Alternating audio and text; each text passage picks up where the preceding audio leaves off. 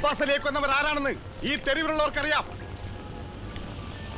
പറഞ്ഞില്ലെങ്കിൽ അത് പറയിപ്പിക്കാൻ ഞങ്ങൾക്കറിയാം.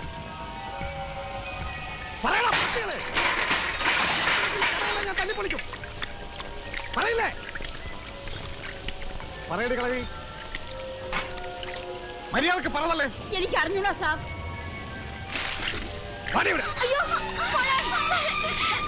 നിങ്ങൾക്കറിയാം, ഇവിടെയുള്ള എല്ലാവർക്കും അറിയാം. പറഞ്ഞില്ലെങ്കിൽ സ്വന്തം മകളെ തുണിയിലായ നാട്ടുകാർ മുഴുവൻ കാണും. സത്യമായിട്ട് ഞങ്ങൾക്കൊന്നും അറിഞ്ഞൂടാ. അഴിക്കണം. അയ്യോ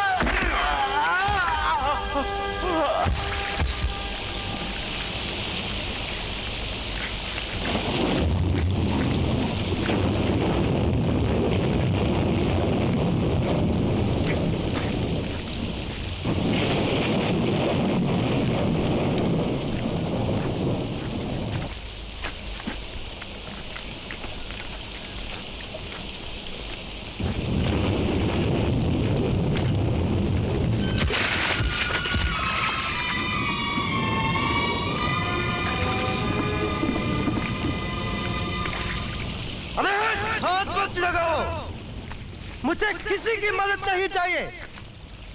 ഇവിടുത്തെ ഒരു പെണ്ണിനെ നിന്റെ എല്ലാം മുമ്പിലിട്ട് ഉടുതുണി വലിച്ചൂരിയപ്പോ സഹായിക്കാൻ ആരെയും കണ്ടില്ലല്ലോ.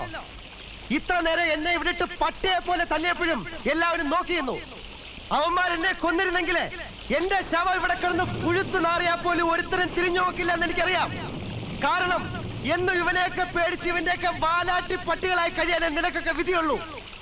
എല്ലാ പ്രതീക്ഷകളും നശിച്ച് ആകെയുള്ള സ്വന്തം ദേഹം വരെ വിറ്റ് ജീവിക്കുന്ന ഇവിടുത്തെ ദാസി പെണ്ണുങ്ങളുടെ സമ്പാദ്യം വരെ പിടിച്ചു പറിക്കുന്ന യുവന്മാർക്കെതിരെ 10 പേര് ഒരുമിച്ച് നിന്നിരുന്നെങ്കിൽ ഗുണ്ടായുസം എന്ന് പറയുന്ന ഈ തെണ്ടിത്തര ഇവിടെ നടക്കില്ലായിരുന്നു. ജാതിയുടെ മതത്തിന്റെ പേരിൽ കൊലയും നടത്താനല്ല പട്ടികളെ അയക്കാൻ വേണ്ടത്. രാപ്പകൽ കഷ്ടപ്പെട്ടുണ്ടാക്കുന്ന മുതൽ പിടിച്ചു പറിക്കുന്നതിന്റെയും നടു റോഡിൽ അമ്മയും പെങ്ങളെ കയറി പിടിക്കുന്നതിന്റെ കഴുത്ത് വെട്ടാനാ.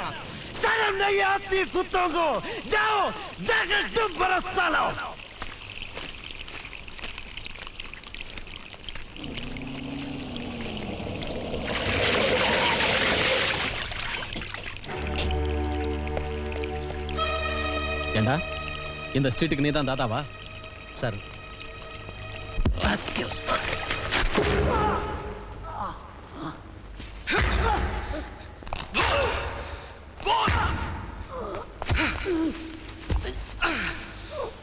बोल अब्बास अली का खून तूने क्या लिखेगा कि नहीं? बोल बोल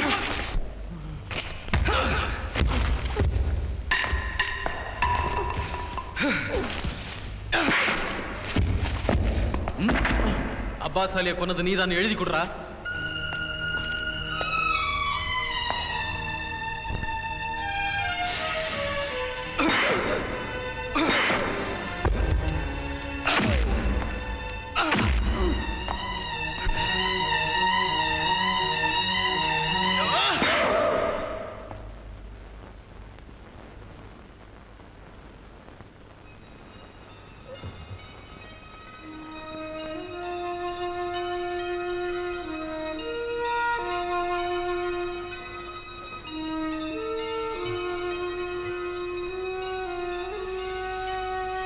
വേണ്ട, കിടന്നോളൂ.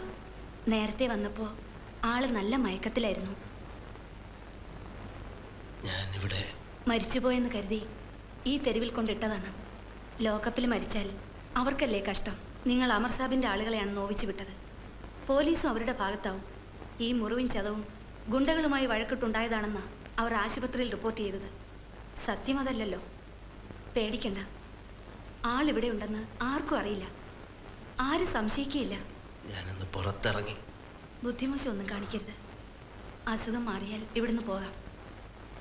അതുവരെ ഞാൻ അനുവദിക്കില്ല.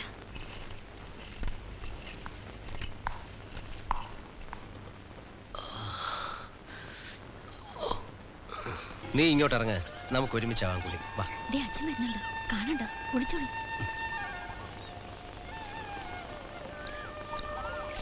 നീ ഹരിയോട് പറഞ്ഞോടി?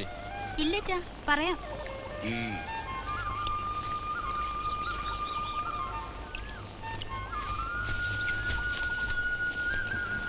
എന്താ പറയാൻ? അത് അച്ഛൻ എന്താ പറഞ്ഞെന്ന് വെച്ചാ, എനിക്കറിയാം. റബ്ബർ എസ്റ്റേറ്റ് വാങ്ങിയ വകയില് അമ്മാവന് ചില്ലറ കടമുണ്ട്. അത് വീട്ടാൻ എൻ്റെ ഒരു വസ്തു വിൽക്കണം. എന്നോട് ചോദിക്കാമല്ലോ. ചോദിച്ചപ്പോഴൊക്കെ ഞാൻ എഴുതി കൊടുത്തിട്ടില്ലേ? ഇല്ല, ഞാൻ സമ്മതിക്കത്തില്ല. മുമ്പ് ചോദിച്ചപ്പോഴൊക്കെ വസ്തു ഏതെന്നോ വില എന്തെന്നോ അന്വേഷിക്കാതെ പറഞ്ഞ സ്ഥലത്തൊക്കെ ഒപ്പിട്ട് തന്നവളാ ഞാൻ. പക്ഷെ ഇതെന്റെ അനിയനും കൂടി അവകാശപ്പെട്ട സ്വത്താ. അവന് വേണ്ടി ആരും ബാധിക്കണ്ട. ചെറുപ്പം തൊട്ട് തന്തയും തള്ള ഇല്ലാത്തത് അറിയിക്കാതെ അവനെ എടുത്തു വളർത്തിയത് എന്റെ അച്ഛനാ. നിന്നെ ആ കണക്കിൽ ഞങ്ങൾക്ക് നഷ്ടേ കാണൂ. ഇല്ലടി, നിന്നെ പോലൊരു മൂദേവിയെ തലയിലേറ്റി നടക്കേണ്ടി വന്ന എന്റെ ഗതിയോട് ഓർത്താലേ. ഓ, മുമ്പത്തെ ഇഷ്ടക്കാരി മതിയായി തോന്നുന്നുണ്ടോ ഇപ്പം?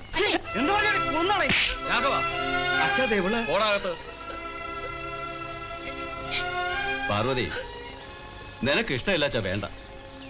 എന്റെ ആ തോട്ടത്തിന് ഇത്തിരി കടമുണ്ട്. അത് വീട്ടാവല്ലോ എന്ന് കരുതി. അതുകൊണ്ടാ വിൽക്കാവെന്ന് വെച്ചത്. വില ഉറപ്പിച്ച് അച്ചാരം വാങ്ങുകയും ചെയ്തു.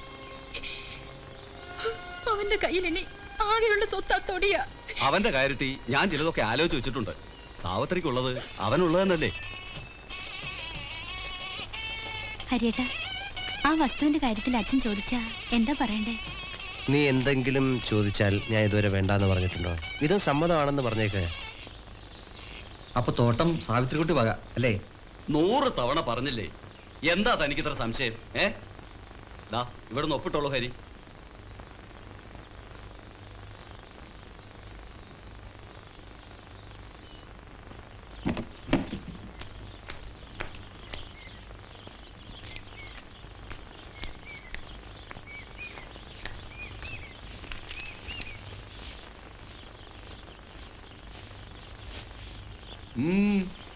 നീ എന്താ പെട്ടെന്ന് ഇങ്ങോട്ട് പോകുന്നത്?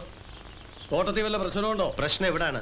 എന്നെ തോട്ടത്തിലേക്ക് പറഞ്ഞു വിട്ട് അമ്മാവൻ ഇവിടെ ചില കാര്യങ്ങൾ നടത്തിയെന്ന് അറിഞ്ഞു. എന്ത് കാര്യം? അമ്മാവൻ സാവിത്രിയുടെ കല്യാണം ഉറപ്പിച്ചോ? ആ, ഞാനത് നിന്നോട് പറയാനിരിക്കേ.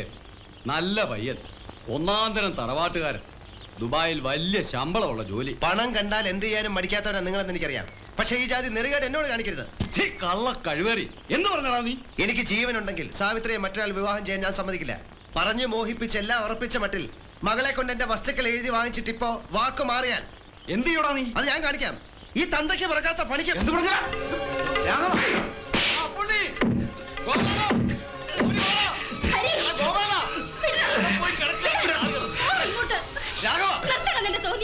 ചേച്ചി, നിനക്ക് അങ്ങനെ ആരും ഇവിടെ ഇല്ല. ഉണ്ടായിരുന്ന മുഴുവൻ നീ ആയിട്ട് അന്യാധീനപ്പെടുത്തിയില്ലേ? വീടും കുടുംബവും എല്ലാം ആ പെണ്ണ് പറയുന്നത് കേട്ട് നീ എഴുതി കൊടുത്തു. നിന്റെ എന്ന് പറയാൻ എന്തുണ്ട് സ്വന്തമായിട്ട് കയ്യില്? സ്വന്തം അനിയൻ നാട്ടിൽ തെണ്ടി നടക്കുന്നത് കാണാൻ എനിക്ക് വയ്യ. ഇനി എന്റെ സമാധാനം കൂടെ കെടുത്തരുത്. ഇറങ്ങി പോടാ വെളിയില്. പൊയ്ക്കോ എവിടെങ്കിലും.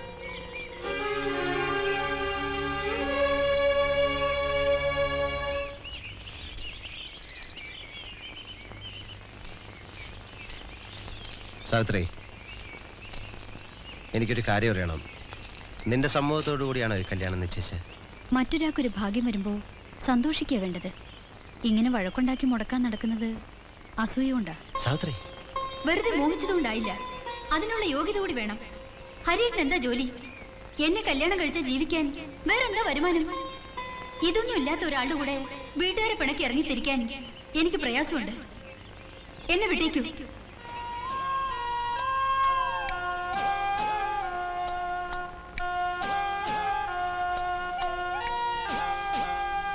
പിന്നെ ഞാൻ അവിടെ നിന്നില്ല. ഇവിടം വരെ വന്ന വഴികളെക്കുറിച്ച് വ്യക്തമായ ധാരണകളൊന്നുമില്ല. ഇനി മുന്നോട്ടുള്ളതിനെ കുറിച്ചും. നിന്റെ മാത്രമല്ല കുട്ടി, ഞങ്ങളുടെ എല്ലാം കഥകൾ ഇങ്ങനെ ഓരോന്നൊക്കെ തന്നെ. എന്നെക്കുറിച്ചും ചില ചിത്രങ്ങൾ മാത്രമേ എനിക്ക് ഓർമ്മയുള്ളൂ. പക്ഷേ അതൊന്നും ഓർക്കാൻ ഞാനൊട്ട് ശ്രമിക്കാറുമില്ല. അതൊക്കെ പോട്ടെ, ഇത് കഴുത്തിലണിഞ്ഞോളൂ. എന്താ? ഒരു രക്ഷയാ. നിനക്ക് വേണ്ടി ഞാൻ പൂജിച്ചു വാങ്ങിയതാ. നിനക്ക് വിശ്വാസം ഉണ്ടാവില്ല എന്ന് എനിക്കറിയാം. എനിക്ക് വേണ്ടി ഇതൊന്ന് കെട്ടുന്നതിൽ വിരോധം ഉണ്ടാവോ?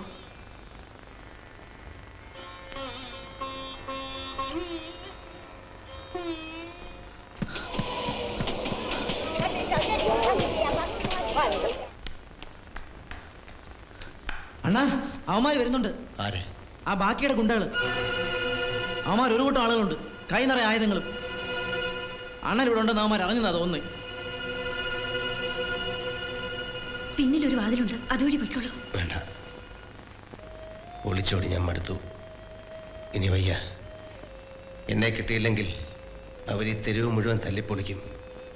എന്നെ ഒളിപ്പിച്ചതിന് ഈ പാവം പെണ്ണുങ്ങളെ അവർ ഉപദ്രവിക്കും, ചേച്ചി ഉൾപ്പെടെ. ഹരി, ഈ നിലയിൽ ഒന്നും പറയണ്ട. ഞാൻ തീരുമാനിച്ചു കഴിഞ്ഞു.